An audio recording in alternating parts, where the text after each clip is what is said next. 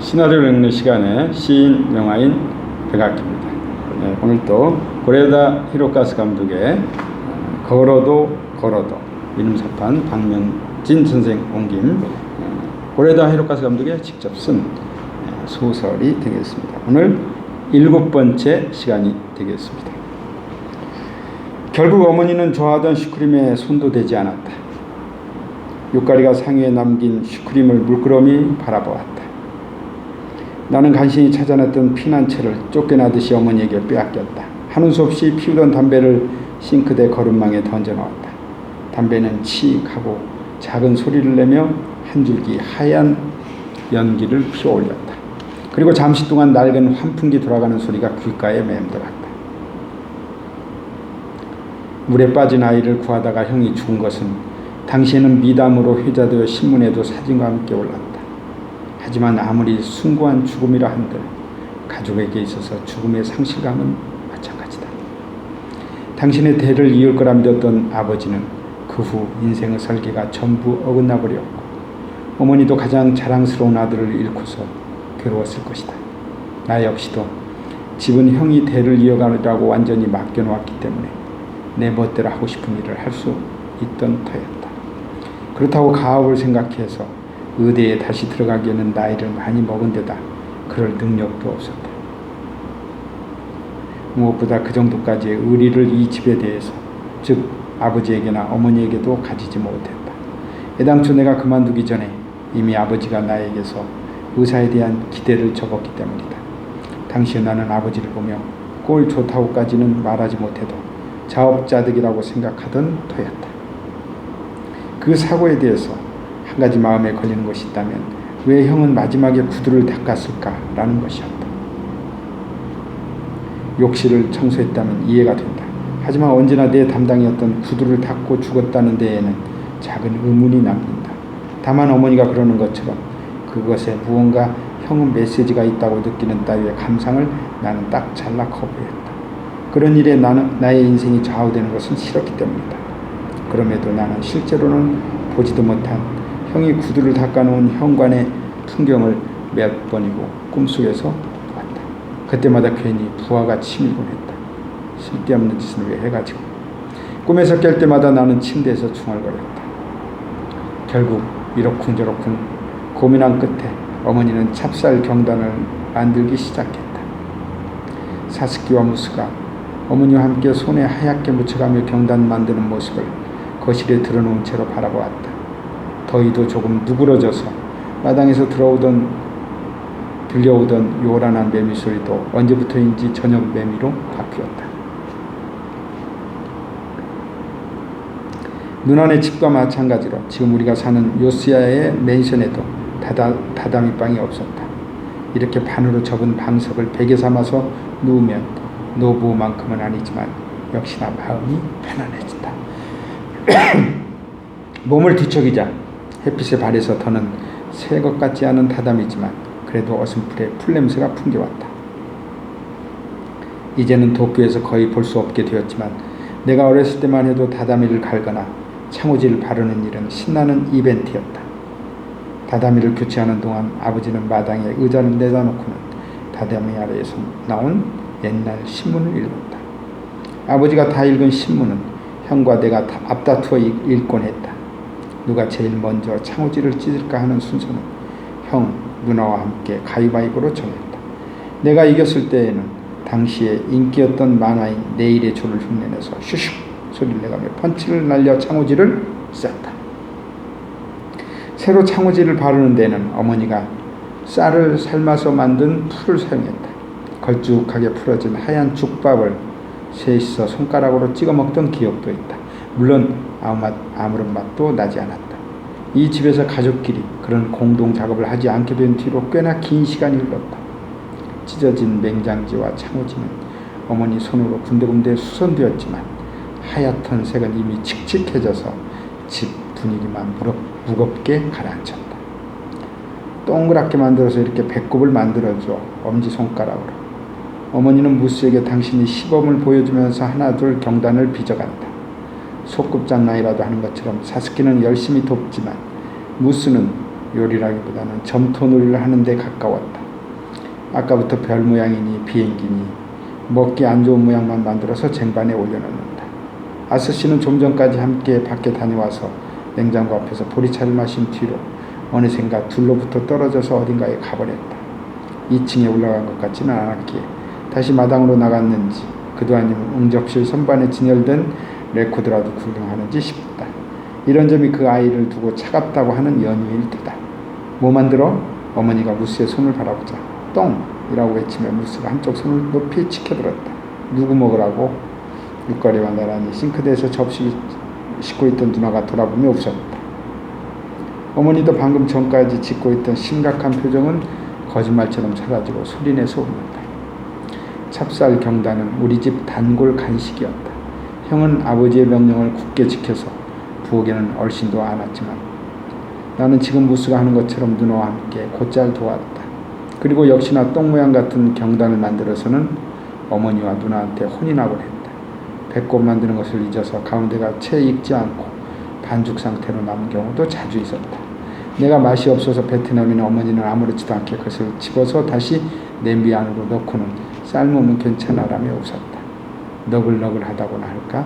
대충대충이라고나 할까? 어머니는 그런 사람이었다. 아이들에게 경단 자체가 이렇다 할 맛이 있는 것은 물론 아니지만 아이스크림이나 삶은 팥소와 함께 섞으면 그런대로 괜찮은 먹거리였다. 어머니가 동급생 부모보다 한 세대 위인 탓이었는지 간식으로 먹던 것은 튀김 과자나 고구마 마탕, 밥풀 튀김 같은 옛날식 과자가 많았다. 한 번은 친구 집에 놀러 갔다가 간식으로 딸기 케이크에 홍차가 나와서 놀랐던 적이 있다. 심지어 홍차는 티백이 아니라 기다란 유리병에 잎사귀를 넣은 뒤 위에서부터 꽉 눌러서 우려내는 것이었다. 집으로 돌아와 어머니에게 그 맛에 대해서 역설했더니 어머니는 전통 과자가 몸에는 더 좋단다 라고 간단하게 받아쳐버렸다. 그때 상위에 놓아둔 휴대폰 벨이 울렸다. 나는 황급히 일어나 앉아 휴대폰을 집어 발신자를 확인했다. 생각했던 대로 도남이었다. 거실에서 할 수 있는 이야기가 아니었기에 가급적 주변에 들통나지 않도록 일어서서 현관으로 향했다. 육가리가 걱정하는 눈으로 바라보는 것을 느꼈지만 반응해줄 여유가 없었다. 집 전화를 쓰지 그러니 어머니가 등에 대고 말했다. 나는 뒤도 돌아보지 않고 됐어요 라고 손을 들어 보이며 들순한 재빨리 어머니에게서 멀어졌다. 현관을 나올 때 응접실에서 피아노 소리가 딩동댕동 울려왔다. 아마 아스씨가 치고 있을 것이다. 아스씨의 죽은 친부는 음악에 재능이 있어 피아노 조율 일을 했다고 한다. 그 생각이 문득 머릿속에 떠올랐으나 나는 지금 내 생업만으로도 벅찰 지경이었다. 연락이 없었기에 절반은 포기하고 있었지만 면접 결과는 생각했던 대로였다. 옛날부터 나는 이런 시험에 합격해 본 적도 없었고 뽑기 운조차 없었다. 괜찮아. 그렇게 신경 쓰지 않아도 돼. 미안해서 어쩔 줄 몰라 하는 후배를 거꾸로 내가 밝은 목소리로 격려하면서 전화를 끊었다. 누나네 가족의 커다란 차 옆에 구부리고 앉아 나는 담배를 다시 꺼내물었다. 오늘따라 자꾸만 담배가 당긴다. 원래 계획은 형우 기일 전까지 재취업을 결정짓고 셋이서 이곳에 와 있을 생각이었다. 하지만 이런 식이면 설까지도 일자리를 구할 수 있을지 장담할 수 없게 되었다. 집 앞을 지나가던 노 부부가 나를 발견하고는 인사를 했다. 나도 고개 숙여 인사를 했지만 어느 집에 누구인지는 몰랐다. 선생님 댁의 아드님이에요 라는 부인의 목소리가 뒤이어 들려왔다. 나는 천천히 시간을 들여 한 모금 빨아들였다. 집안에서 들려오던 피아노 소리가 어느샌가 그쳤다. 언제까지고 이렇게 현관 앞에 쭈그리고 앉아있을 수도 없었다. 할 수 없이 일어서서 현관문을 열자 진찰실 문틈으로 아버지와 아스씨의 모습이 절반 정도 보였다. 아스씨가 스스로 들어간 것인지 아버지가 불러들인 것인지는 알 수 없지만 두 사람은 의사와 환자처럼 마주보고 앉았다. 나는 발소리를 치며 문 앞까지 다가갔다. 아버지는 검은 가죽으로 씌운 고급스러운 의자에 앉아서 진찰용 침대에 앉은 아스씨의 양손을 쥐고 있다. 손재주가 좋아 보이는구나 라고 말하는 아버지의 목소리가 들려왔다. 평소와는 달리 그 목소리에는 부드러운 울림이 있었다. 의사는 아주 좋지 이라는 보람이 있거든. 아버지는 가늘게 뜬 눈으로 미소 지으며 몸을 고추 세워 아스씨의 어깨를 감싸 주었다. 그것은 바로 내가 아스씨만 한 나이 때 바로 이곳 진찰실에서 아버지에게 들었던 것과 같은 말이었다. 그 목소리를 지금 다시 듣자니 왜인지 갑자기 화가 치밀어 올랐다. 나는 입구에 서서 가만히 문을 밀었다. 문이 삐걱이는 소리에 아스시가 나를 올려다봤다. 저쪽 가서 놀고 있으렴. 가급적 침착한 척하며 말했다. 아스시는 앉아있던 침대에서 조용히 내려왔다. 죄송하다는 듯이 아버지에게 눈으로만 인사를 하고서 내 옆을 스쳐 지나가 투덕투덕 슬리퍼 소리를 내며 거실 쪽으로 돌아갔다. 아스시의 뒷모습이 복도의 모서리에 가려 보이지 않는 것을 확인한 후 나는 아버지에게 향했다. 애한테 괜히 바람 넣는 소리는 그만두세요. 그 한마디 아버지는 등을 돌려 책상에 놓여있던 찻잔을 집어들었다. 의사 같은 거 시킬 생각 없으니까 다그치듯이 이어서 내가 말했다. 아버지가 자세를 돌렸다. 어차피 앞으로 20년도 못 산다. 나는 의사가 되지 않은 자신이 이제 와서 비난받는 기분이 들었다. 그런 소리 해봤자 아버지는 아스시를 향했던 것과는 전혀 다르게 날카로운 시선을 나에게 향했다. 너한테 하는 소리 아니다. 나도 모르게 추측했다. 이 방에만 들어오면 언제나 그렇지만 왠지 필요 이상으로 긴장하게 된다. 그 정도는 알아야 경고를 하러 들어갔으나 거꾸로 내가 혼이 난다. 나는 석연치 않은 기분만 떠안은 채로 진찰실을 나왔다. 복도로 나오자 부엌에서 누나와 어머니가 웃는 소리가 들려왔다. 누군가의 뒷담화를 하고 있는 것이리라. 아마도 두 사람뿐인 것 같다. 계단 아래 응접실을 들여다봤지만 그곳에도 유가리는 없었다. 나는 짐을 풀어둔 누나 방의 잠짐을 열었다. 그곳에 유가리가 있었다. 나를 슬쩍 올려다보고는 자기 발끝으로 시선을 되돌리며 잠깐 휴식을 하고 기운 없는 목소리로 말했다. 그래 조금 쉬어. 아버지랑 어머니 상대하기 피곤하지? 유가리는 아무 대꾸가 없다. 양 다리는 앞으로 쭉 뻗고 위다짐은 기둥에 등을 기댄 채로 엄지 발가락 끝을 물끄러미 바라본다. 나는 유가리의 발치에 자리를 잡고 앉았다. 아직 이 집에 온 지 4시간도 지나지 않았지만 둘만의 시간이 꽤나 오랜만인 기분이 들었다. 다리라도 주물러 줘볼까 했지만 누나의 웃음소리가 신경 쓰여서 그만뒀다. 근처 맨션 베란다에서 담요를 두드리는 소리가 방 안에까지 들려온다. 아이가 거들기라도 하는지 어설프게 두드리는 소리가 잠시 들리는가 싶더니 한껏 힘차게 때리는 소리가 기분 좋게 들려왔다. 방금 전화 말인데 내가 문득 말을 꺼냈다. 역시 지금은 좀 빈자리가 없다나 봐. 세탁가야 미술관? 유가리는 나의 말을 자르고 들어왔다. 입에서 나오는 대로 얘기나 하고 내가 식사 중에 한 거짓말을 탓하는 것이다. 얘기하다 보면 어쩔 수가 없잖아. 현재 상황을 솔직히 말한다 한들 아무런 득이 없다. 아버지는 경멸의 눈빛으로 나를 바라볼 때 어머니는 한숨만 들 뿐이다. 샤갈이 되었어요. 뭐가? 나는 유가리 얼굴 봤다. 지금 당신이 복원하고 있는 유화. 샤갈? 나도 모르게 큰 소리로 되물었다. 분명 어머니가 또 사람 말을 제대로 듣지도 않고 마음대로 생각해버린 것이리라. 옛날부터 이런 일은 자주 있었다. 내가 복원 공방에서 일을 하던 때에도 실제로 그곳에 들어오는 그림이라는 것은 교장 선생님이었던 할아버지의 초성화라든가 통값이 차라리 비싸 보이는 족자 따위가 대부분이었다. 그래도 티끌이나 검댕으로 더러워진 그림을 깨끗이 하고 원래 상태의 선명한 색으로 되살리는 것은 기분 좋은 일이었고 그림의 풋놀림이나 물감 종류로부터 그 그림을 그린 사람에 대해서 이런저런 상상을 하는 것도 싫지 않았다. 즉 그런 사소한 부분에서 이 일의 재미를 찾고 있었지만 어머니는 그렇게 생각하지 않았다. 유아라는 말만으로 고흐니, 르누아르니 하는 이름을 들먹이면 아들의 직업을 이상화한다 할까 몽상에 빠지는 것이다.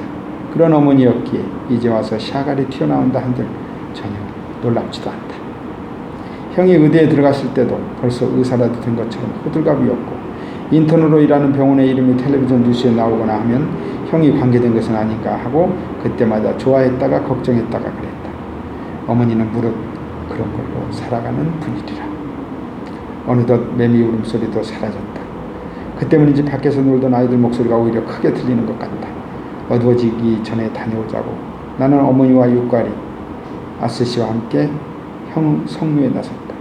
묘소는 구리하마의 바다가 내려다보이는 고지대에 위치한 공영묘지에 있다. 묘지까지 가는 길을 걸으면서 어머니는 내가 어렸을 때 돌아가신 할아버지에 대해서 또는 형에 대한 추억을 이야기하며 웃기도 울기도 했다. 그런 시간은 분명 자동차를 타고 다녀서는 얻을 수 없는 것이다. 그래서 더더욱 집에서부터 걸어서 20분 떨어진 완만하다고는 할 수 없는 오르막길을 우리는 늘 걸어서 다녔다. 묘지 공원 사무실 옆에서 꽃과 향을 800엔에 샀다.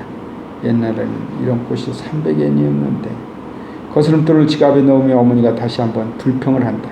오르막길 양쪽으로 벚꽃 가로수가 있어서 초봄에는 분홍색 터널이 만들어져 예쁘다. 벚꽃놀이를 하러 일부러 여기까지 올라오는 사람들도 많다.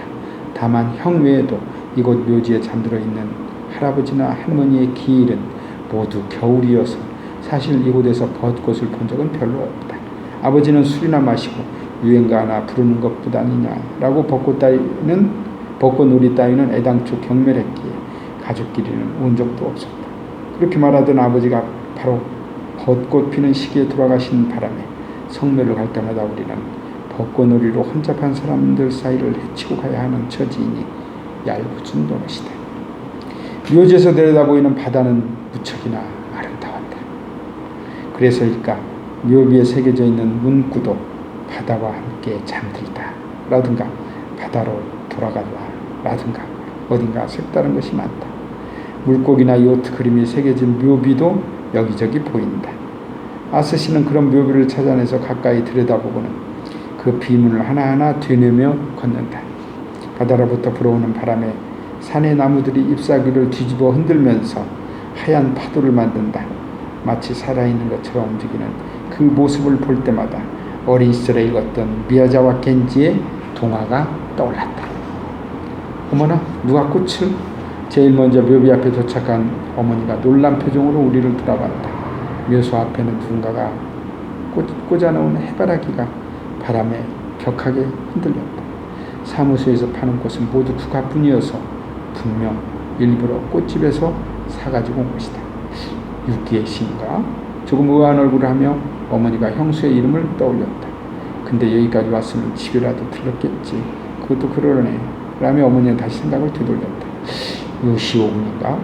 나는 형이 구해준 소년의 이름을 말했다.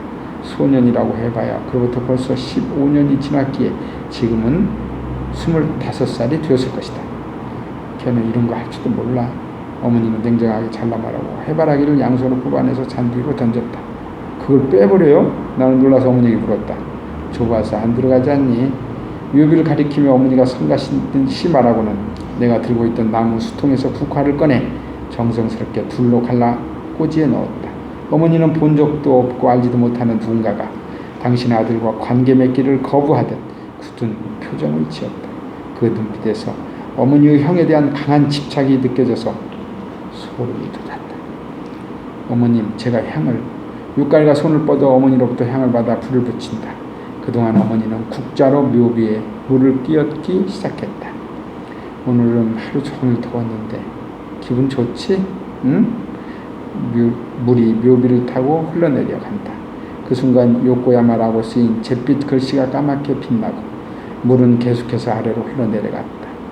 묘비 아래 고인 물이 석양빛을 반사하며 빛났다. 어머니의 눈은 묘비가 아니라 살아있는 형을 바라보는 것처럼 부드럽게 반짝이고 그 말도 눈을 감고 들으면 사람한테 하는 말이라고밖에 생각되지 않을 정도였다.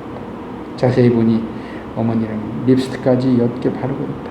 집을 나서기 전에 어떤 모자를 쓸까 고민하는 것 같더니 나오면서 화장대 앞에서 바른 건가?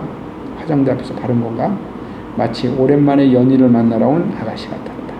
나도 모르게 눈을 돌렸다. 아들은 평생 연인이란 말을 들어보긴 했지만 어머니에게 있어서 형은 정녕 그 말 그대로의 존재였다. 아버지에 대한 애착이나 신뢰 따위를 잃으면서 어머니의 그 감정이 한층 강해진 것 같다. 그런 어머니의 모습을 아스시가 육가리 옆에서 물끄러미 바라본다. 죽은 토끼에게 편지를 쓰는 것조차 거절했던 그가 우리 어머니의 모습을 어떤 마음으로 보고 있을까? 그 표정에서는 좀처럼 상상이 되지 않았다. 바람이 강해서 성냥을 몇 개 버리고서야 육가리는 간신히 향에 불을 붙여서 어머니에게 건넨다. 어머니는 쭈그리고 앉은 채로 향을 올린 뒤 짧게 합장을 하고는 뜻밖에도 금방 우리에게 자리를 내주었다. 불단 앞에서 했던 것처럼 우리 셋은 나란히 서서 합장을 하고 눈을 감았다. 묘지를 감싼 숲의 나무들이 바스락바스락 소리를 낸다. 그 바람을 타고 전차가 선로를 달리면서 덜컹덜컹하는 소리가 울려왔다. 돌아보니 우리가 타고 왔던 빨간색 개이흰 급행열차가 해안선을 따라 놓인 무스미 다리를 이제 막 건너는 중이었다. 그것은 어린 시절부터 몇 번이고 보았던 그리운 풍경이다. 시나리오 읽는 시간, 시인, 영화인 백악기였습니다.